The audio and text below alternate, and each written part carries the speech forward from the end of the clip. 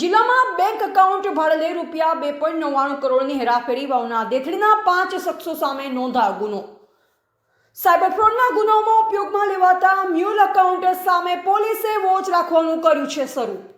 અગાઉ ઉત્તર ગુજરાતના મહેસાણા, પાટણ અને બનાસકાંઠા જિલ્લામાં પ્રકારના સાયબર ફ્રોડના ગુનાઓ પોલીસ ચોપડે નોંધાયા છે, જેમાં વધુ એક ઘટનાનો ઉમેરો વાવ પોલીસ વિસ્તારમાં થયો છે, જેમાં દેથડી ગામના 5 શખ્સોએ જુદા જુદા બેંક એકાઉન્ટ ભાડે લઈ તેમાં ₹299 કરોડથી વધુના શંકાસ્પદ નાણાકીય વ્યવહારો કર્યા હોવાનો ચોંકાવનારો ઘટસ્ફોટ થયો છે।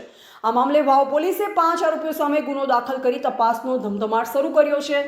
વાવ પોલીસ સ્ટેશનની હદમાં આવતા દેથડી ગામના કેટલાક શખ્સોના ખાતાઓમાં કરોડો રૂપિયાના મળી આવ્યા હતા।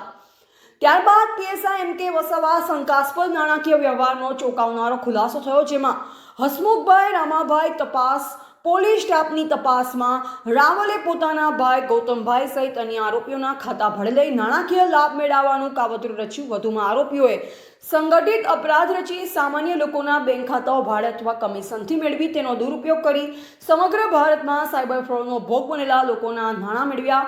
ત્યારબાદ આ નાણાં ઓનલાઈન બેન્કિંગ દ્વારા ટ્રાન્સફર કરી રોકડમાં અથવા ક્રિપ્ટોકરન્સીમાં કન્વર્ટ કરી સગે વગે કરવામાં આવતા હતા। તપાસમાં ₹2,99,66,712 કરોડથી વધુના વ્યવહારો ખાતા મળી આવતા 6 શખ્સો સામે વાવ પોલીસે ફરિયાદ નોંધી ઘટતી કાર્યવાહી હાથ ધરી।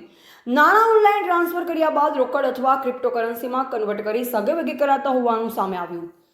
એવા રાણાભાઈ પારેગી, વાવ થરાદ ખાતે ફર્સ્ટ ગુના register number 84/2026 BNS 112-2 317-2 318-4 319-2 61 BB ITH 66C66D મુજબ 5/3/2026ના રોજ એક ગુનો દાખલ કરવામાં આવેલો છે, જેમાં આ કામના આરોપીઓ છે ગૌતમ રામાભાઈ રાવળ તથા હસમુખભાઈ રામાભાઈ રાવળ, જેઓ રહેવાસી દેથડીના છે, જેઓ બંનેના પ્રી પ્લાનિંગ મુજબ 2025થી અત્યાર સુધી મ્યુલ્ડ એકાઉન્ટો બનાવી ભાડે ખાતાઓ ખોલાવી લોકો પાસે અને પૈસાનું એની અંદર ટ્રાન્ઝેક્શન કરાવી એમાંથી બારોબાર પૈસા રોકડમાં ઉપાડી લઈ ગુનો કરેલો હોય અને અત્યારે 1 વર્ષમાં આશરે 2,99,00,000 જેટલું કૌભાંડ કરેલું હોય, તો એ બાબતે અત્રે વાવ પોલીસ સ્ટેશન ખાતે ફરિયાદ દાખલ થઈ છે અને એની તપાસ હાલ ચાલુ છે।